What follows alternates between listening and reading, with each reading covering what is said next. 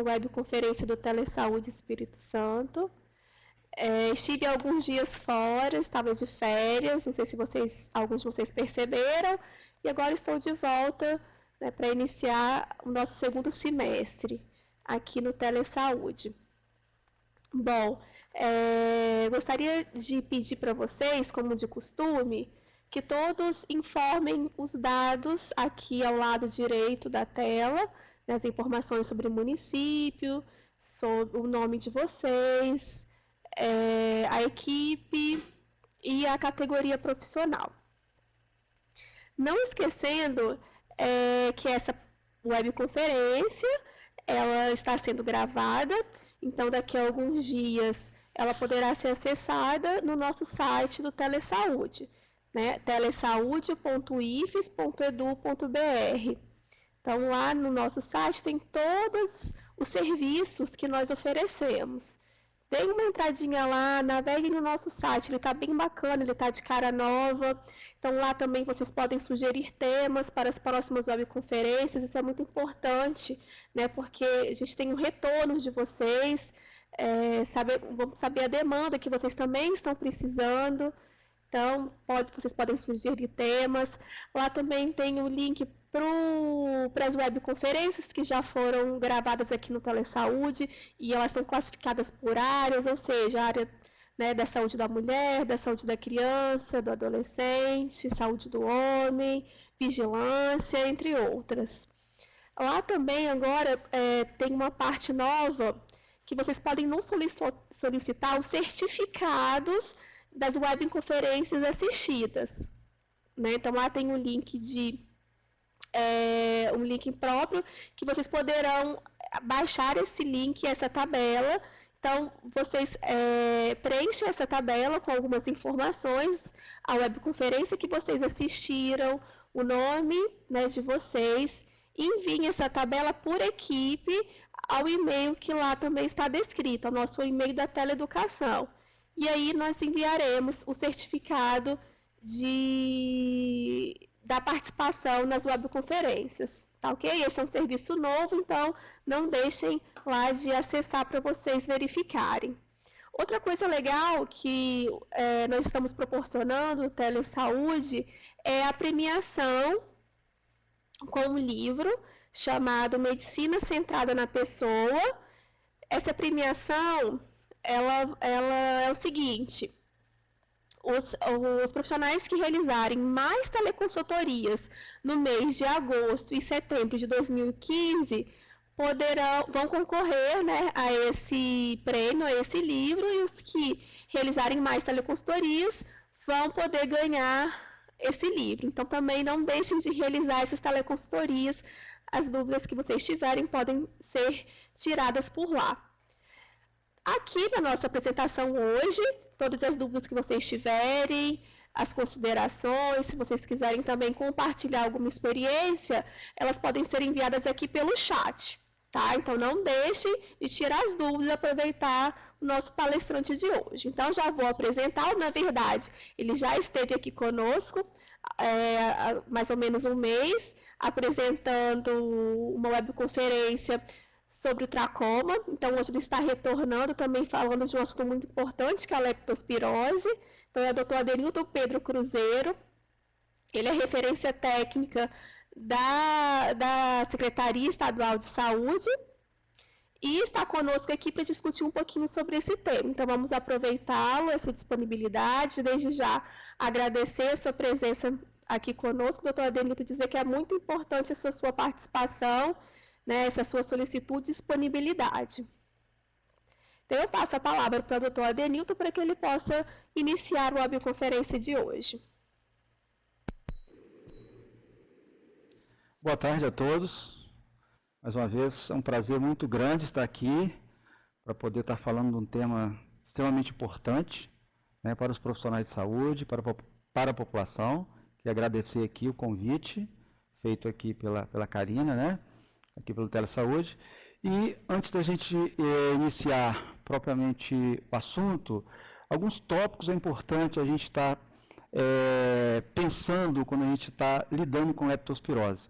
Então, um dos tópicos que eu vejo assim de extrema relevância é que a leptospirose, sempre quando se fala em leptospirose, as pessoas associam muito, leptospirose está associado a enchente, a chuvas, a alagamentos, né? Assim que normalmente todo mundo pensa. Mas é importante lembrar que a leptospirose é uma doença que ela está presente, ela ocorre durante todo o ano, né?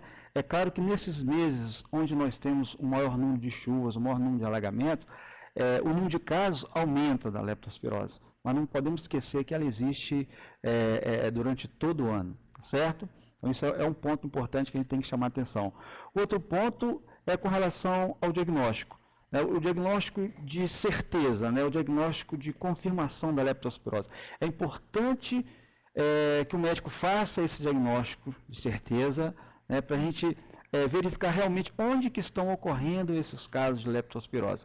E às vezes esse diagnóstico de certeza, ele só vai ocorrer um tempo já depois que esse paciente foi acometido da doença, né? Por isso que o terceiro ponto, né, essa chamada atenção, é que o tratamento da leptospirose, ele não está vinculado a esse diagnóstico de certeza. Eu não preciso ter certeza para eu tratar um paciente com leptospirose. Basta ele ser um caso suspeito. Por quê? Porque se eu não iniciar esse tratamento o mais precoce possível, né, e esse doente evoluir para uma forma grave da doença, o risco dele vir a piorar e ao óbito é muito grande.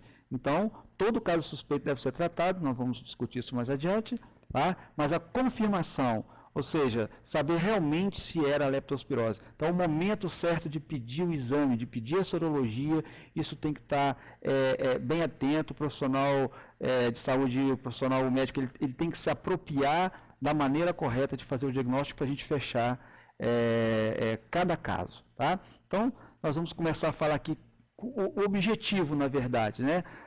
Um dos objetivos seria induzir, né, os profissionais a essa reflexão, a esse raciocínio clínico epidemiológico, que é fundamental para a gente estabelecer as condutas aí na hora de atender esses pacientes que são suspeitos de leptospirose. Outro objetivo é aumentar cada vez mais a sensibilidade na suspeição de casos, né? E terceiro, como eu falei, quanto mais precocemente devemos realizar este diagnóstico para podermos fazer um tratamento oportuno para reduzir a letalidade da doença. Então, esse é um dos principais objetivos da doença, tá? Dessa nossa apresentação. Bom, então, o que é a leptospirose? Né? Ela é uma doença infecciosa febril, então ela tem que ter febre, né? Na maioria dos casos, a doença que quando não tem febre é exceção, mas tem que ter febre, é uma doença infecciosa. O início dela é abrupto, ou seja, é muito rápido, e ela tem um espectro assim, muito variado, ou seja, o paciente pode apresentar para a gente de uma forma bem subclínica, ou uma forma quase que inaparente, né, com sintomas, né, com alguns sinais assim, muito fraco, né, não ter assim, a conotação franca da doença, e pode também apresentar de uma forma grave, como a gente vê aí na animação aí, na foto aqui do paciente já entubado, já no CTI, uma forma grave de leptospirose. Então, o espectro dela, da forma clínica, é muito variado, ok? Bom, a leptospirose ela é uma zoonose de grande importância social e econômica, por quê? Porque ela apresenta uma elevada incidência em determinadas áreas. Então, não é todo local que eu tenho muita leptospirose. Então, eu preciso certificar aonde que está ocorrendo o maior número de casos, que é naqueles locais ali que a gente tem que fazer algumas ações em conjunto, inclusive com outros setores da sociedade. Tá? E ela tem alto custo hospitalar. Né? O doente que vai para o hospital, que ele é internado, são medicações que são usadas, às vezes vai para UTI, né? É um custo muito elevado. E leva ao quê? A perda de dia de trabalho desse paciente. E a letalidade, como estamos vendo aí, ela pode chegar até 40% daqueles casos mais graves que nós vamos ver adiante, ok? Bom, quem causa a leptospirose? A leptospirose ela é causada por uma bactéria. O nome da doença vem aí pelo gênero da bactéria, que é a Leptospira. Nós temos diversas espécies de leptospiras aí no meio ambiente, e a mais importante, é patogênica para o homem e para os animais, é a Leptospira interrogans. Tá? E essa bactéria, a Leptospira interroga, existe mais de 200 variedades sorológicas, que nós chamamos de sorovários, né? E esses sorovários é que compõem os sorogrupos. Então, são diversos tipos diferentes de Leptospira interrogas que nós temos na natureza. E cada grupo desse, ele vai ser responsável por uma patologia, um quadro clínico mais grave ou menos grave, né? Ou vai ser de acordo com aquela infecção que esse paciente vai adquirir aí no meio, de acordo com o tipo de Leptospira. Então, nós temos mais de 200 variedades sorológicas. E é bom lembrar que a OMS, junto com o Ministério da Saúde, hoje no nosso Ministério, isso vem para os estados, eles são dosados apenas em torno de 19 a 20 sorovares, né, que é o suficiente para a gente poder fazer esse diagnóstico aí no meio. Tá? Então, essa bactéria, que são germes espiralados, tem uma forma helicoidal, ou seja, uma forma de saca-rolha, e esses germes são muito finos, como vocês podem observar aí, eles têm de 0,1 micrômetro de diâmetro e 6 a 20 micrômetros de comprimento. Então, essa espessura é tão fina que ela é capaz, que nós vamos ver também mais adiante, de penetrar na pele sadia.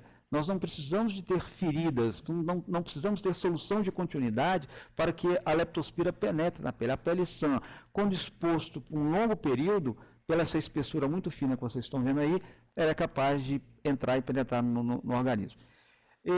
Também tem uma grande motilidade, as extremidades são encurvadas em forma de gancho e é uma bactéria, um aeróbio obrigatório. Okay? Então, nós vamos ver aqui agora a Leptospira ao microscópio, como é que ela se aparenta ali, está vendo? Uma forma helicoidal, uma forma em saca-rolha com gancho, e na microscopia eletrônica como é que ela se apresenta. Então, isso aí é o agente causador da leptospirose. Tá? Bom, onde que está essa Leptospira? Né? Quem são os reservatórios, quem são os portadores aí dessa bactéria? Então, nós podemos ver aí de antemão, né, o principal deles, aqui no nosso meio, são os roedores, né, que são os principais reservatórios da doença, e eles são portadores sadios, né, eles não adoecem com essa Leptospira. E essa Leptospira, ela fica alojada nos rins desses roedores. E no nosso meio, o principal roedor aí, reservatório, é o ratos norvégicos, que é esse rato de esgoto, que é muito comum aqui no nosso meio, né?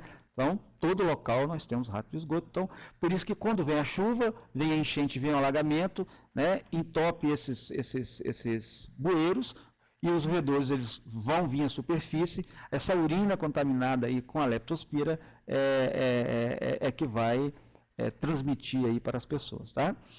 Mas nós temos também reservatórios com os animais domésticos, tá? Como suínos, bovinos, equinos, caninos, né? Os caprinos, ovinos. Ou seja, não é só o rato. No nosso meio, mais comum é o rato. Tá? Mas existem países onde tem um controle maior desses roedores, a gente observado a presença aí da bactéria nesses outros animais. Tá?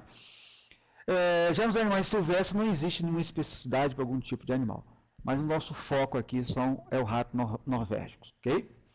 Então tá aí, eu coloquei essa foto aí para enfatizei, né, o roedor, mas aí embaixo aqui a gente pode observar a imagem, né, acho que ainda não chegou ainda, né? Mas o que nós vamos ver aqui agora é a Leptospira que eu mostrei anteriormente e o roedor que eu estou enfatizando. Mas embaixo aqui a gente observa aí o gado, né, ali naquele alagamento, naquele córrego ali, que pode realmente existir a Leptospira aí. Em alguns países do primeiro mundo, alguns países onde a pecuária é bem desenvolvida, onde não tem incidência muito da presença aí desses roedores, a leptospirose ela é adquirida aí através desses animais. Tá? Bom, então só coloquei para a gente não esquecer. Como é que ocorre a transmissão? A transmissão pode ser direta ou indireta. Direta é essa, como eu citei, através de urina, sangue ou órgãos de animais infectados. Menos comum, obviamente, né? O mais comum que a gente observa é através da urina. A transmissão direta que se predomina aí através da contaminação da urina desse roedor. E a indireta seria água ou solo úmido ou alimentos contaminados com a urina. Então, é importante a gente estar atento a isso, né? Quando a gente fala água ou solo úmido, naqueles momentos em que houve o alagamento, houve a água entrou dentro das residências, né? Ou nas ruas, quando essa água baixa, fica aquela lama, né? As pessoas vão limpar aquele ambiente, vão fazer aquela faxina, então tem que se tomar um devido cuidado, porque se naquela lama, aquele solo úmido ali, tiver leptospira, há a possibilidade de uma contaminação indireta, né? Bom, então, a transmissão ela ocorre animal para animal, animal ao homem e mais raramente homem a homem. Eu confesso que eu nunca vi, mas é descrito isso na literatura. Obviamente, deu para entender que a água aí ela tem um papel primordial nessa transmissão. Há relatos também que o leite na fase sistêmica da doença, né, nesses animais em lactação também pode ser uma fonte de transmissão. Eu desconheço, não vi nenhum caso ainda, né? E outros eventuais também, como aves, principalmente as aves migratórias, né, através do ofidismo, né, picada de animais peçonhentos, morcegos, artrópodos, né, hematófago também eventualmente pode transmitir a leptospirose. Mas lembrando que a água aí que tem um papel primordial nessa transmissão. A via de penetração. A leptospira, ela entra no organismo, né, através da pele lesada, ou seja, tendo uma ferida, uma solução de continuidade, mas também, como eu falei anteriormente, essa espessura muito pequena da leptospira, ela pode também penetrar através da pele íntegra, quando a pessoa fica imersa nessa água contaminada por um longo período de tempo. E também através da mucosa. Então, a mucosa, né, íntegra, a leptospira facilmente pode penetrar. E a via de eliminação da leptospirose é a via urinária. E o período de incubação é importante a gente saber que é de 1 a 30 dias, né? Em média 7 a 14 dias. Isso é importante, né? Até epidemiologicamente, o paciente que apresenta um quadro clínico em que ele vai te dizer: mas eu tive contato, ou eu tive uma história epidemiológica qualquer, né? Só contato com água, mas qualquer história epidemiológica.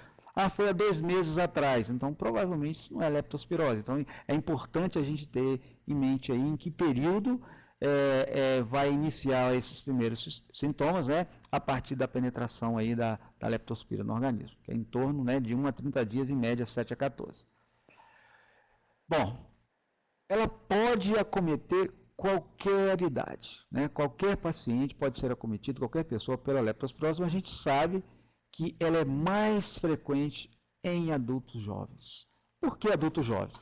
Porque normalmente são os adultos jovens que se expõem mais a esses fatores de risco, né? Que estão lá se expostos a entrar nessas águas contaminadas, ou um tipo de trabalho que ele executa em que possa ter contato aí com a leptospira, então é mais comum essa população aí.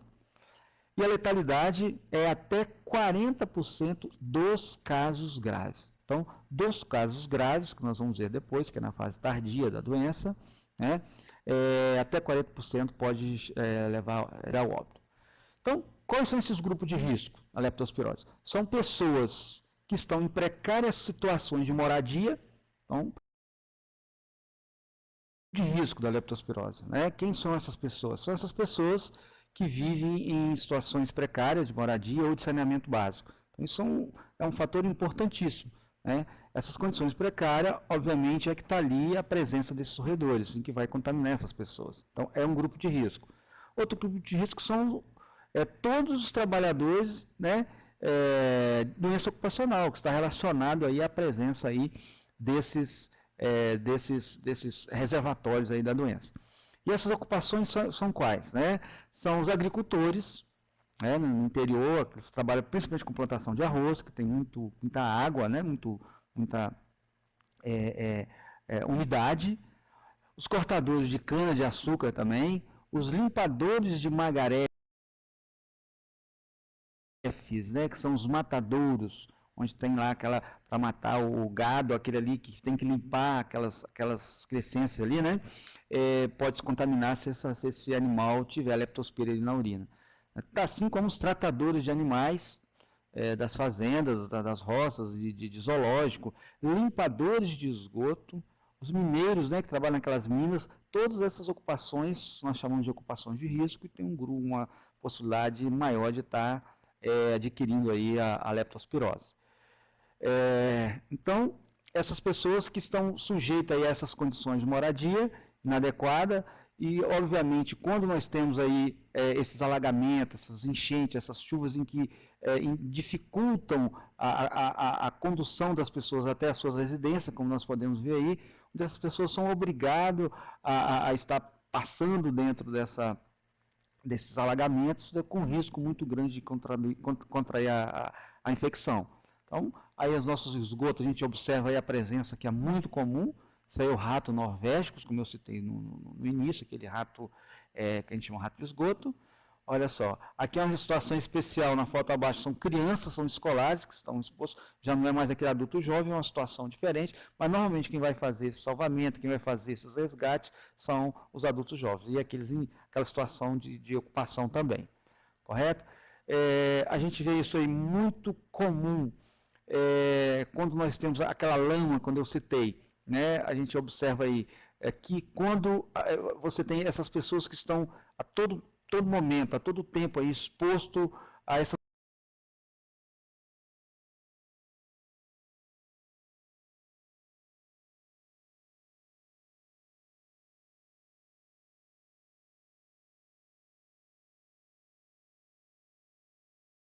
condições inadequadas, onde vai fazer a limpeza aí desse ambiente, a chance, a possibilidade de estar pegando essa infecção.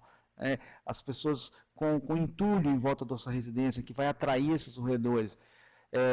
Limpadores de esgoto, como citei aí, tá a foto aí, você vê que ele está totalmente sem nenhuma proteção, sem nada, e isso não é difícil de ocorrer. Eu já presenciei isso, às vezes em época de bueiro entupido, eu parei uma vez na rua e vi um funcionário público ali limpando aquele bueiro, ele tirou e ele saía dali de dentro, né, inclusive deglutia aquela água, certo? Tinha contato com aquilo aí, não tinha nenhum material de proteção individual ele estava usando. Então, essas condições que nós temos, essas ocupações, esses tipos de possibilidade onde a leptospirose poderia estar se contaminando essas pessoas.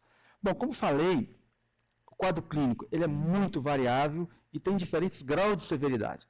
Eu posso ter um paciente ter leptospirose, tá certo? E não ter sintoma nenhum, tá? Não tem nenhuma queixa, ou queixas vagas, ou uma sintomatologia muito fraca, ou posso ter uma forma clássica, né? E posso ter também uma forma fulminante. Então, por isso que a gente divide a leptospirose didaticamente em duas fases. Tá? Nós temos a fase precoce, que a gente chama de fase leptospirêmica, que corresponde a 80% das formas clínicas da leptospirose, né? Graças a Deus, né? 80%.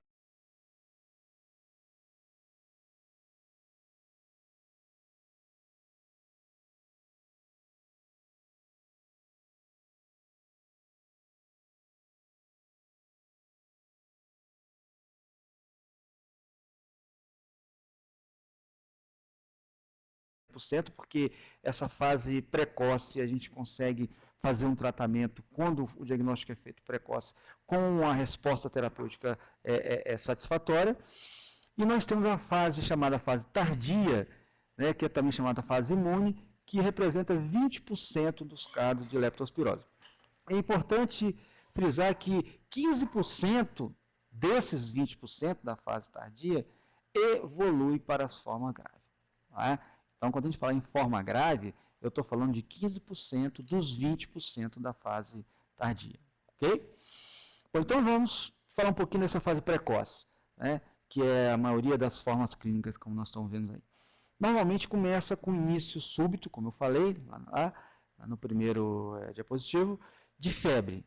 Né? Começa com febre, cefaleia, mialgia, anorexia, náuseas e vômitos. Então, eu tendo esse quadro clínico aí, eu tenho que começar a investigar, eu tenho que começar a olhar esse paciente com carinho, certo? Às vezes as pessoas pensam muito, falam em dor na panturrilha, né? Isso não quer dizer que o paciente tem leptospirose, não precisa ter necessariamente dor na panturrilha, é mialgia. Então, esse quadro é um quadro clínico parecido com ou várias doenças, tá?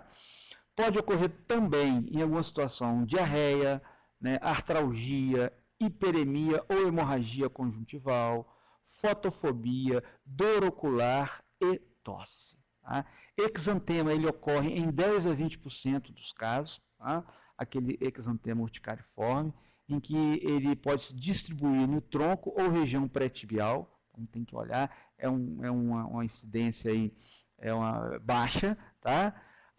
A hepatosplenomegalia é um achado, né, junto com a linfadenopatia já menos comum, em torno de menor do que 20%.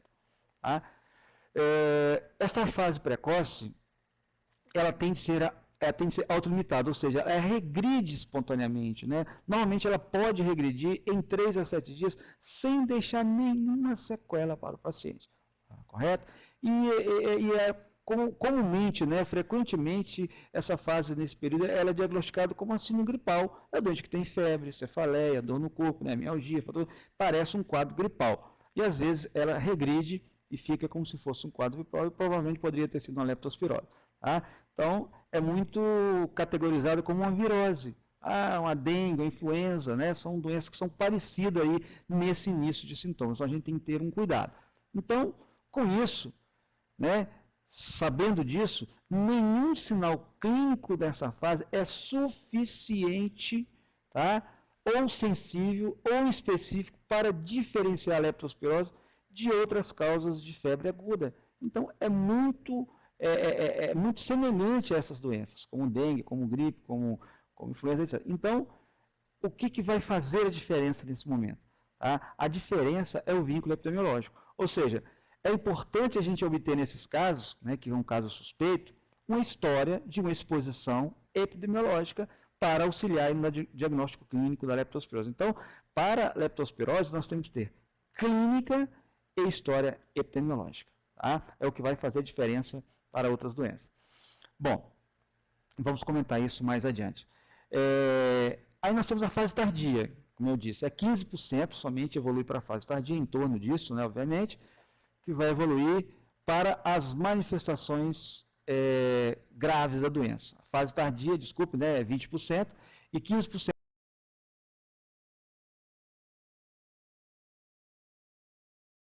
vai evoluir para a manifestação grave da doença.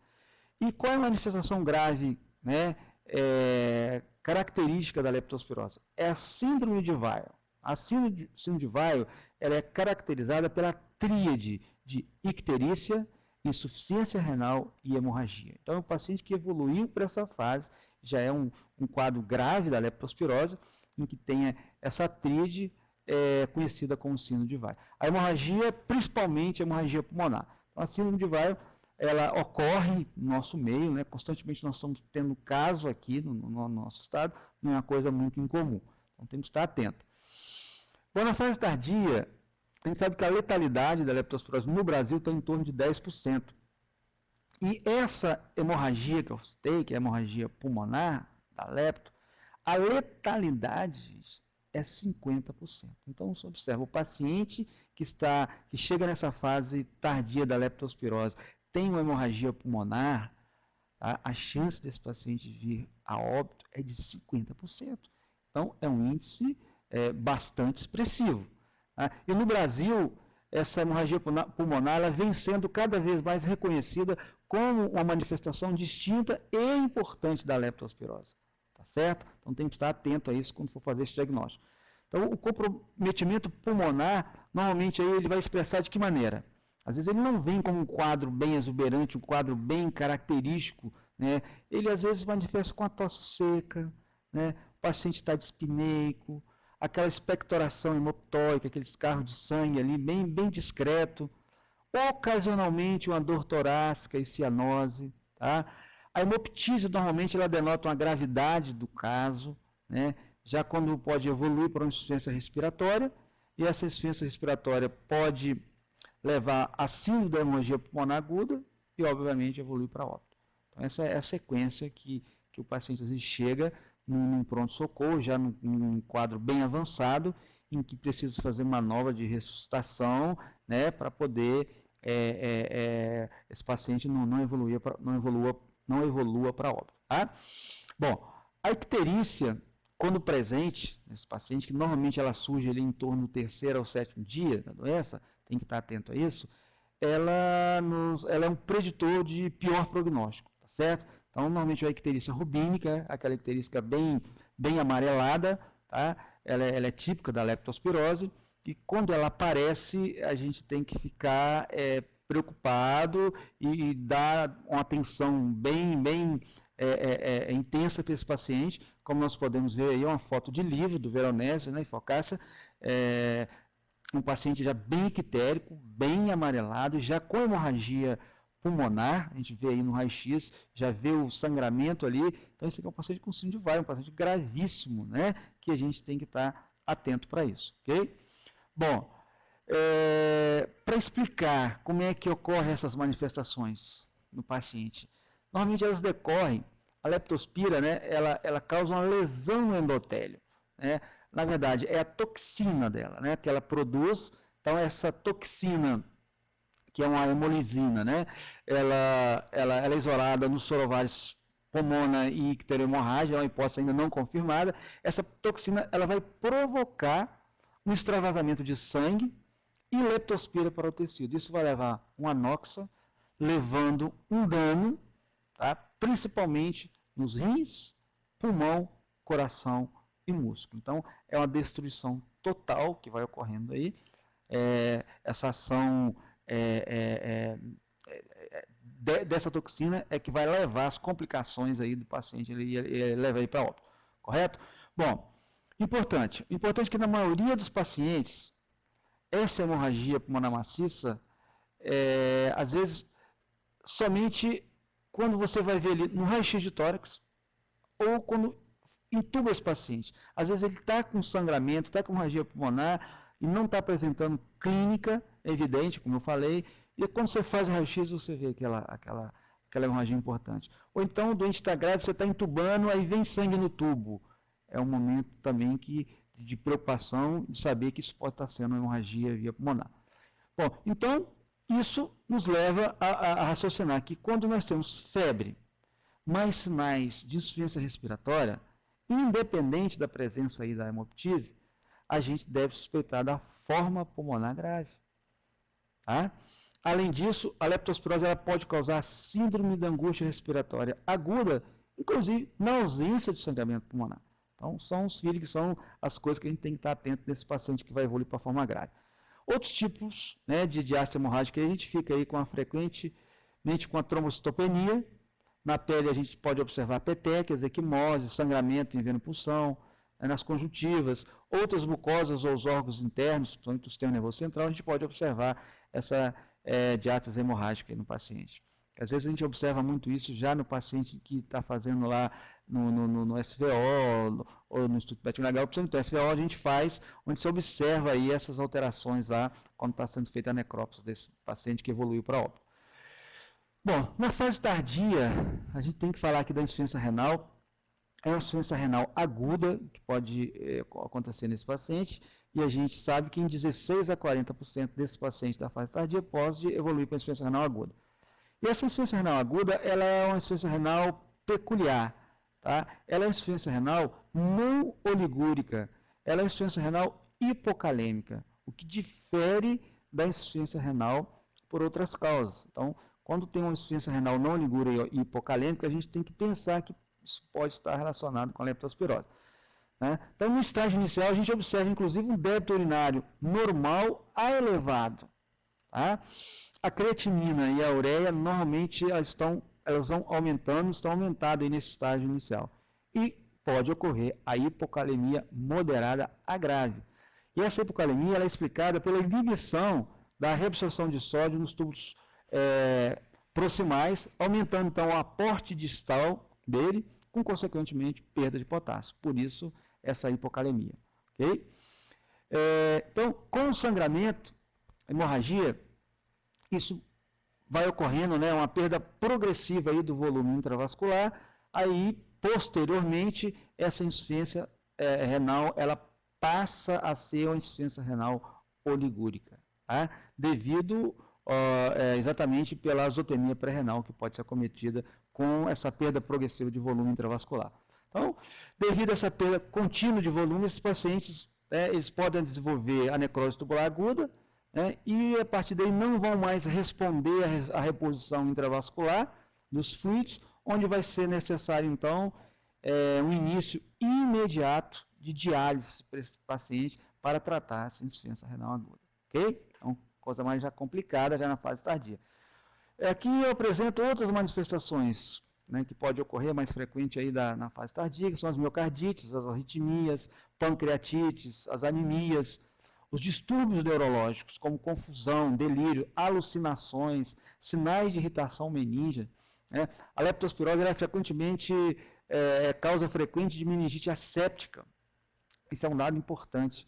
Menos frequente as encefalites, as paralisias focais, espasticidades como nistagmo, convulsões, distúrbios visuais de origem central, neurite periférica, paralisia de nervos cranianos, radiculite, síndrome de Guillain-Barré e mielite. Então, já vi algumas pessoas falar que o paciente teve Guillain-Barré. Então, o paciente com Guillain-Barré, uma das causas pode ser a leptospirose. Meningite asséptica, uma das causas pode ser a leptospirose. Tá certo? Então, essas são outras manifestações que podem ocorrer na doença. Bom, nós vamos falar agora, num assunto que eu acho extremamente importante, que é o diagnóstico específico da leptospirose, que é a sorologia. E a sorologia, eu chamei a atenção no início, o profissional ele tem que saber o momento oportuno de pedir, de solicitar essa sorologia para ter o diagnóstico de certeza da leptospirose.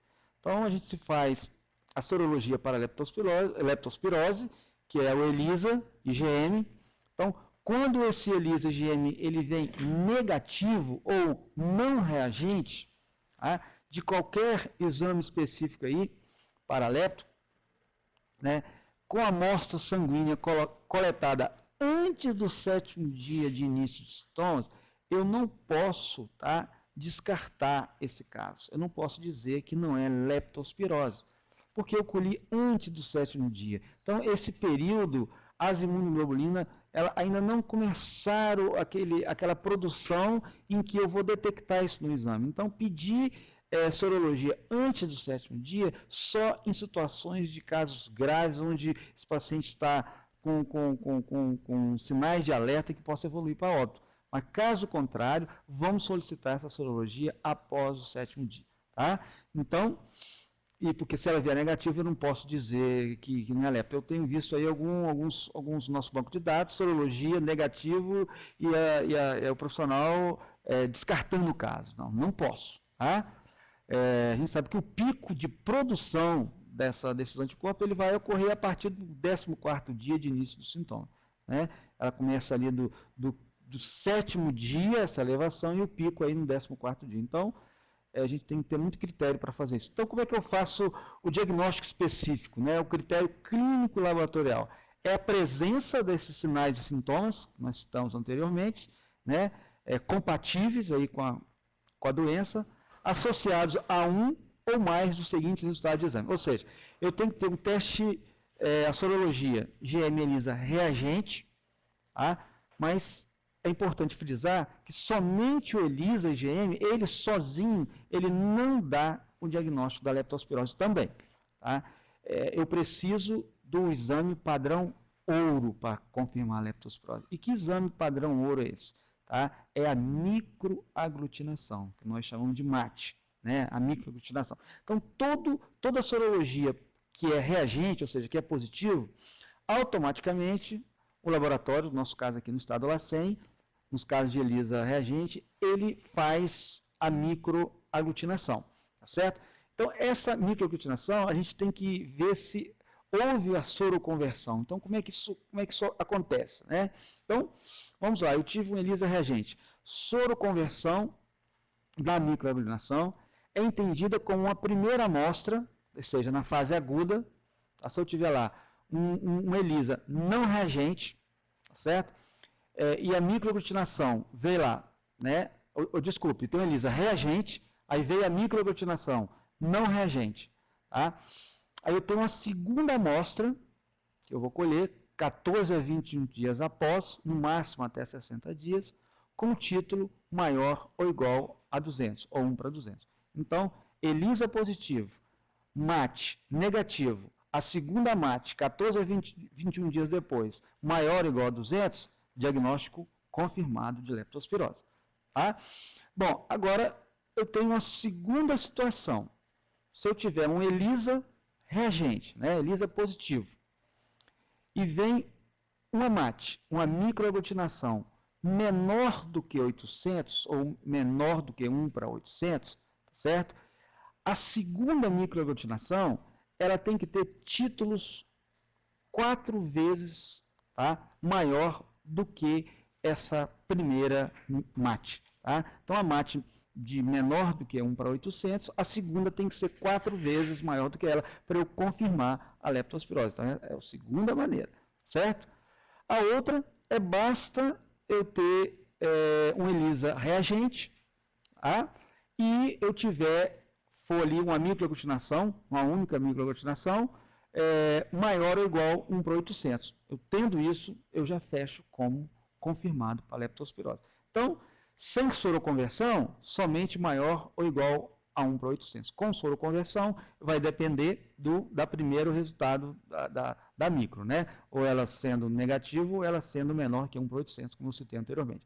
Outro caso, a situação de diagnóstico de confirmação específica, aí é o isolamento da leptospira, que normalmente a gente faz isso, é usado, que é o PCR, né? Que é em sangue, líquido, urina ou tecidos. O isolamento da leptospira ou a detecção do DNA de leptospira patogênica por PCR. São as duas situações. Que normalmente a gente faz isso aí nos casos de óbitos, tá? Que é o PCR. E a imunistoquímica, que é outro caso também, outra situação que faz em caso de óbito, que positiva para lepto em paciente suspeito que evoluíram para óbito. Então, esses dois de baixo a gente usa nessa situação.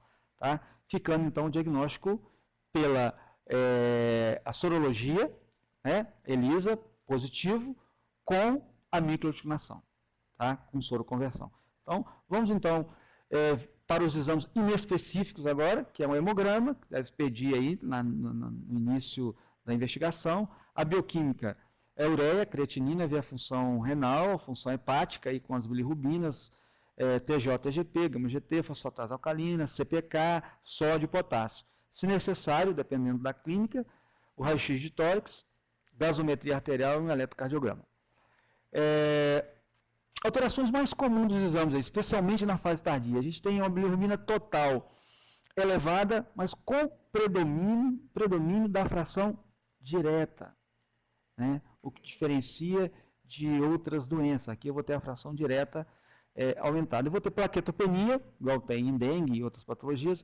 Eu vou ter uma leucocitose com desvio para a esquerda, com neutrofilia, uma acidose metabólica e hipoxemia.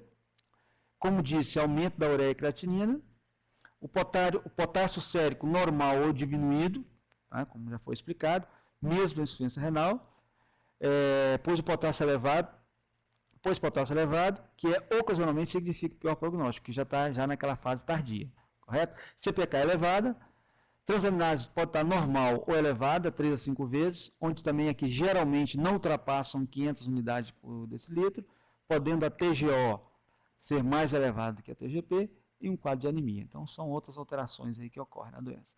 Então, normalmente, como é que esse paciente chega? Né? Ele vai apresentar normalmente lá no ambulatório, chega lá com febre, queixou de febre, cefaleia e mialgia, e tem um vínculo epidemiológico, né? E esse vínculo epidemiológico é o quê? Contato com água, ou lama de enchente, fossa, caixa de gordura ou esgoto, contato, banho de rio, córrego, lagoa, criação de animais, locais com sinais de roedores, tá? Basta ter sinais ali que houve a presença de roedores, ou se visivelmente tem a presença desses roedores, lixo, entulho, etc. Esse é o vínculo epidemiológico. Então, eu tenho que perguntar ao paciente sobre isso, tá? Para eu estar associando isso como caso suspeito de leptospirose. Não é também só febre, cefaleia e mialgia, tá? Porque aí pode ser dengue, pode ser, como falei, uma infinidade de outras patologias. Então, esse vínculo epidemiológico é que me vai fazer ser um caso suspeito e eu vou ter que estar solicitando tomar algumas decisões. Então, diante disso daí, né, você deverá pesquisar sinais de alerta. Então, pergunte ao paciente sobre os sinais de alerta que nós vamos citar daqui a pouco, né? Você vai ter que notificar esse paciente porque é uma doença de notificação compulsória. e vai ter que medicar. Veja só, eu não falei aqui ainda o resultado desse exame. Basta eu ter essa clínica com esse vínculo, eu já tenho que medicar. Eu já tive situações de algumas pessoas me ligar lá para a nossa referência e doutor, estou com o paciente aqui, ou o médico está esperando o resultado do exame para poder medicar o paciente que está com a suspeita de leptospirose. Não precisa esperar o resultado do exame. Paciente suspeito já tem que ser medicado. Ok? Então, estou enfatizando bem isso. Bom, e se tiver isso daí, tiver presente pelo menos um sinal de alerta, né, que é aquele sinal que eu falei que você tem que perguntar para o doente, que não você está, se ele tiver, esse paciente já deixa de ser um paciente ambulatorial. Paciente que tem sinal de alerta significa que é um paciente que pode evoluir para a forma grave. Né? Se ele pode evoluir para a forma grave, ele precisa de cuidados, né, mais intensos. Então, esse paciente precisa ser internado. Tá? Bom, aí deve solicitar a sorologia para leptospirose e medicação a nível hospitalar. Né? E essa medicação a nível hospitalar é endovenosa. Ok? Não esquecer de solicitar a nova sorologia, a segunda, para a gente ver se houve soroconversão, tá? No tempo oportuno para confirmar ou descartar o caso. Às vezes o doente, quando chega no hospital, ele já tem mais de 7 dias de sintoma, alguém já pediu a sorologia, já pediu, o laboratório já fez a microaglutinação, aí vai para o hospital porque está com sinal de alerta. Então lá ele tem que ser informado que esse exame está em andamento e tem que esperar o tempo oportuno para fazer a segunda coleta, tá? Bom, digamos que esse paciente não tem sinal de alerta, ou seja, não é um paciente que está evoluindo para essa forma grave. Se ele não tiver, ele deve ser tratado no ambulatório, tá? Ali na unidade de saúde, no consultório, né? Se a queixa dele, desses sintomas dele, do início do sintoma, ele não tiver ainda 7 dias, tá certo? Você não vai pedir para ele colher essa sorologia nesse momento que você está atendendo. Você vai dar o pedido, mas vai pedir para agendar essa sorologia, tá? Para a partir do 7º dia de início dos sintomas, tá certo? E fazer a medicação via oral. Então, aqui é nesse sentido. No caso anterior, já fizemos logo essa sorologia porque era um paciente grave. Porque se ele vier a falecer, a gente pelo menos tem um exame de base ali e vamos repetir o outro lá no hospital. Mas na situação ambulatorial, o doente está bem, né? Ele está ali com aquele quadro que você vai medicar, já é um caso suspeito, você vai fazer a medicação sintomática, você vai fazer a medicação específica, porque você já tem que medicar para lepto, mas agenda essa sorologia a partir do 7º dia de início do sintoma, ok? Bom, então, para isso, eu mostro aqui a notificação, vou passar rapidamente, a notificação todo mundo conhece. Ela tem uma numeração, né, ali na parte superior aí da imagem. A parte de identificação, a gente tem que colocar o nome, sexo, idade, endereço do paciente. É importante essa identificação para a gente poder estar até entrando em contato aí com esse paciente posteriormente, para fazer o controle de fechamento de caso. Lá no canto superior também é importante esse preenchimento. Data do primeiro sintoma. Porque se eu não tiver essa informação, como que eu vou cobrar a sorologia? Como é que eu vou agendar a sorologia? Como é que eu vou fazer essa sorologia? Eu tenho que ter esse parâmetro, que é a partir desse início de sintomas é que eu vou fazer a solicitação dessa sorologia. Aqui eu apresento aquele vínculo epidemiológico que tem que ser assinalado, né? Água ou lama de enchente, criação de animais, caixa d'água, fossa, caixa de gordura, esgoto, local com sinais de roedores, plantio, colheita, rio, tudo aquilo que eu falei, lixo, entulho, enfim, isso tem que ser assinalado. Muitas vezes isso chega lá para a vigilância sem nenhuma informação. Então são coisas básicas, são coisas simples que têm a importância assim, fundamental para a gente estar fazendo o acompanhamento do caso. Isso tem que ser preenchido corretamente, tá? Assim como sinais e sintomas, como febre, congestão conjuntival, colocar se está presente, se não está, se está equitérico, se tem hemorragia pulmonar, se tem mialgia, dor na pontura. Então, são informações, tá, bem relevantes para a gente estar acompanhando os casos. Se fez algum exame específico, a data da coleta desse exame, se possível o número da amostra, o resultado se já tiver, o ELISA, a MAT, como eu citei, que é a microaglutinação, que é o padrão ouro para o diagnóstico, né? Se tiver isolamento viral, se tiver imunistoquímico, pensar. Então, são alguns exames aí, a gente só vai preencher posterior, que eles só vão chegar para a gente mais adiante, tá? E no final a gente vai classificar esse doente, se foi confirmado ou se foi descartado para a leptospirose. Por isso, aquele início, como eu citei, é extremamente importante. E eu vou ter que ver qual foi o critério de confirmação. Foi clínico laboratorial ou foi clínico epidemiológico? Eu tenho que fazer todos os esforços, tá, para eu fazer essa confirmação clínico-laboratorial. Se eu tenho os exames, eu tenho como fazer, eu tenho que usar desse meio, tá, para eu fechar esse caso. O clínico epidemiológico nós vamos ver quando nós não temos condições de fazer essa confirmação via laboratorial. Depois a gente vai ter no preenchimento aí a evolução do caso, se foi cura, se foi óbito por leptospirose, se não foi leptospirose, ou se foi óbito por outras causas e a data desse óbito. Então, essa notificação é importante, o serviço de saúde, né, alguém tem que estar preparado para fazer isso. Tá? E normalmente quem tem que fazer é o profissional que atende, ou se tiver uma equipe própria para isso. Esse aqui é um fluxo que nós construímos, é um algoritmo aqui de atendimento, é basicamente aquilo que eu falei, para resumir. Esse algoritmo aqui, nós temos ele disponível para as unidades que necessitar, que quem quiser ter isso, nós temos, se não me falha a memória, eu acho que ele é autoadesivo, nós temos lá no estado para ser distribuído. Nós distribuímos isso durante o ano para algumas unidades, aquele que assim desejar, a gente vê o estoque e a gente pode estar separando para quem quiser. Nós vamos deixar o telefone e pode pegar isso com a gente lá na Secretaria Estadual, tá? Então, nós construímos esse algoritmo, onde aqui eu apresento na parte superior aqui, paciente que tem febre, cefaleia e mialgia, basta ter esses três, né? A gente viu tantos sintomas, basta ter esses três. E tiver exposição a enchentes, alagamento, lama, né, ou coleções hídricas, exposição a fósforo, enfim, todas essas informações que está aí abaixo, né, esse paciente já é um paciente suspeito. Então fica fácil, isso tem na porta ou na mesa pregado ali no atendimento, ou no hospital, no posto, né, lá no postinho de medicamentos, de enfermagem, tem isso lá, fica fácil ao profissional tá olhando, né? E se tiver isso, a gente tem que verificar esses sinais de alerta aí que eu citei, né? Tem que perguntar isso ao paciente, ou observar, tem icterícia, ele está oligúrico, ele está dispineico, está com tosse, está com apneia, está com vômitos frequentes, está com hipotensão, né, arritmia, alteração do nível de consciência, fenômenos hemorrágicos, incluindo aí escarros hemoptóricos. Então, se ele tiver algum desse sinal de alerta aí, é um sinal de gravidade. Né? Eu tenho que perguntar, eu tenho que observar, tá? Junto com aquele quadro anterior. Aí você faz uma avaliação clínica, aí dependendo dessa avaliação clínica, eu posso ter ausência desses sinais ou presença desses sinais de alerta mencionado lá em cima. Se não tiver sinais de alerta, eu sigo aí pelo quadrinho amarelo, que é o quê? Iniciar o tratamento antibiótico, nós vamos ver abaixo, né, via ambulatorial, fazer hemograma completo aí nesse atendimento, notificar o caso, a notificação que nós apresentamos, colher essa sorologia, ou seja, ou solicitar o laboratório e pedir para agendar após o 7º, ou seja, ou a partir do 7º dia do início dos sintomas, por isso que eu tenho que saber quando que começou, tá?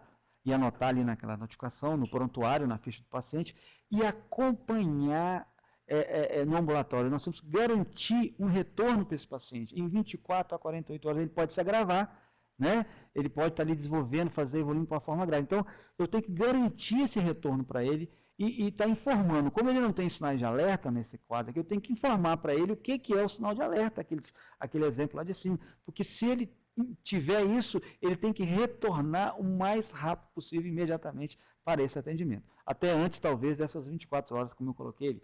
Mas com 24, 48 horas, você tem que reavaliar. Bom, e se ele tiver esses sinais de alerta, né, fica a mesma coisa, notifica o caso, já inicia o antibiótico, aí já é por via parenteral, tá?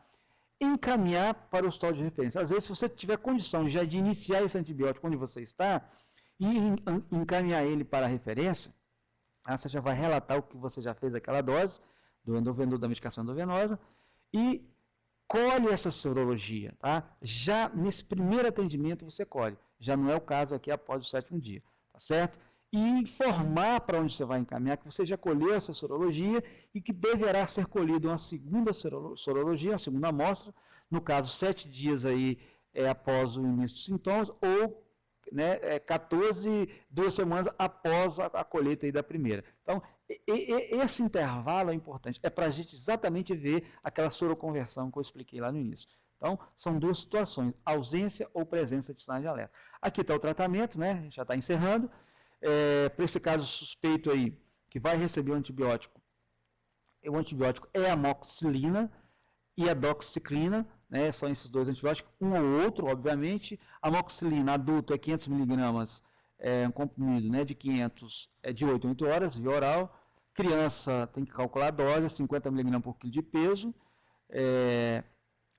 via oral, de 8 a 8 horas, por 5 a 7 dias, ou a doxiciclina, né? A doxiciclina, quem tem lá na sua unidade de saúde, no seu ambulatório, são 100 mg, via oral de 12 em 12 horas, de manhã e outra noite, por um torneio de 7 dias que a gente faz, tá?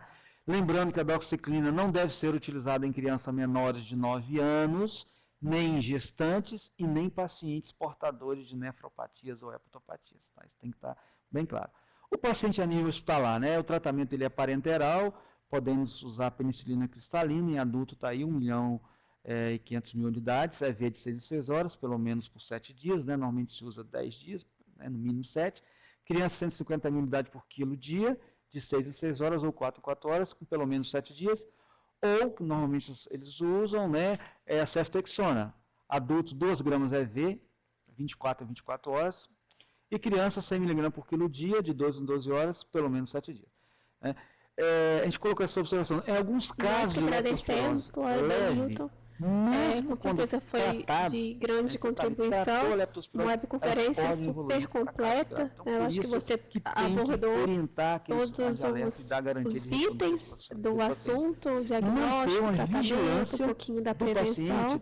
Então foi com certeza de grande valia. Nós tivemos uma pergunta da Joelma de Laranja da Terra, que é a seguinte: pergunta se a doença só é transmitida pelo rabo de esgoto.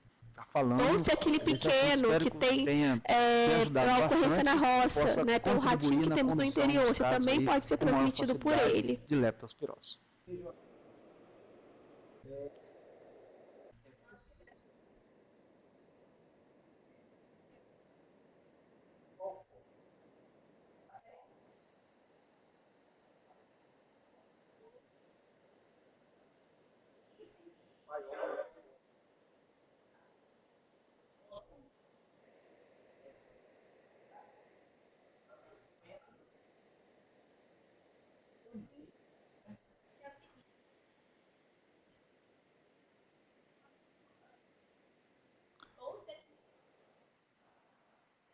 Ótimo. Então, acho que a pergunta foi respondida. Doutor Adenilton, além do algoritmo que você nos apresentou aqui, que foi desenvolvido pelo Estado, existe algum outro manual do Ministério da Saúde que pode ser baixado para consulta? Qualquer roedor, tá? Esse ratinho, esse rato do telhado, às vezes na cidade é muito comum você ter lá no paiol, ou às vezes alguém que tem terraço, esses ratinhos que sobe o telhado e fica lá roendo aquelas coisas ali que estão guardadas. Esse rato também, né, ele pode ter a leptospira albergada ali nos seus rins, na urina, eliminar e contaminar as pessoas. Qualquer roedor, tá?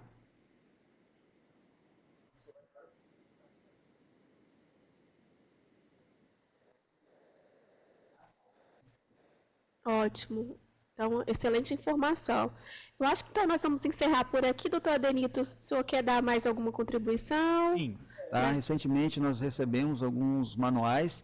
O ano passado, né, novembro do ano passado, nós distribuímos alguns manuais, nós fizemos uma capacitação para leptospirose para vários médicos dos municípios. Nós fizemos lá no Eco da Floresta, tivemos a presença em torno de 40 médicos, distribuindo alguns materiais para esses médicos, né, levarem para os seus municípios. E o Ministério, é só entrar na página lá do Ministério da Saúde, que você vai encontrar, vai baixar, né, esses arquivos com muita facilidade. Tá? Tem sim.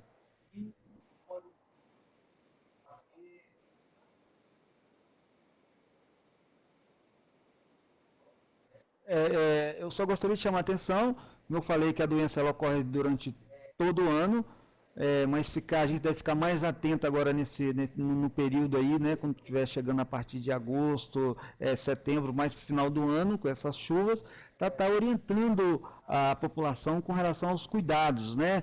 Se você tiver contato com essa água, o que eu devo fazer, né? Eu não tive como evitar. né? Água, enchente alagou minha casa, alagou meu escritório. Fazer a limpeza, proteger, né, com botas, proteger com calçado, com plástico, enfim. E após essa exposição, fazer a higienização das mãos, até com hipoclorito, né, com cloro, para poder essa bactéria, que a leptospira, ela não sobrevive em ambiente inóspito, ou seja, aquele ambiente, ela não vive muito tempo. Então, esses produtos que se usa de higiene e limpeza é o suficiente para destruir. Se a gente usar o hipoclorito, usar o cloro, a gente tem uma chance de estar destruindo a bactéria com facilidade. Então, isso é importante. O ideal é que não entre em contato, tá, com essas águas, mas assim, se entrar, não ficar apavorado, tá, e fazer essa higienização, tá, e ficar atento se vier a aparecer algum sinal e sintoma da doença. Outra coisa que é importante a gente orientar com relação à quimioprofilaxia, já nos questionaram algumas vezes, não existe uma quimioprofilaxia a nível de saúde pública, né, a nível de saúde em geral, com relação a quem teve contato com águas potencialmente contaminadas, né, ou água suspeita. Não se faz quimioprofilaxia, né? A quimioprofilaxia, ela só é feita em situações específicas, em situações especiais, como grupos de profissionais, como, por exemplo, os militares, bombeiros, defesa civil, em que eles muito vão bom, agradeço novamente previamente, já sabe que eles vão esperamos contar com você novamente aqui em outras oportunidades. Muito obrigada. Tipo de ação, de atividade, de socorro. Agradeço também a vocês que participaram hoje conosco, não deixem de participar, então verifiquem sempre a nossa agenda. Nós temos a ajuda completa de agosto, de setembro, lá no nosso site. Tem uma olhadinha e divulguem para os demais colegas. Lembrando novamente, a questão do certificado, lá no site, vocês podem baixar uma tabela onde vocês vão escrever o nome de vocês, a categoria profissional, o município, e nos enviar por e-mail, que nós enviamos novamente, damos o retorno com o certificado das webconferências que vocês participaram. Tá ok? Então vamos encerrar por aqui. Tenham todos uma boa tarde e até semana que vem.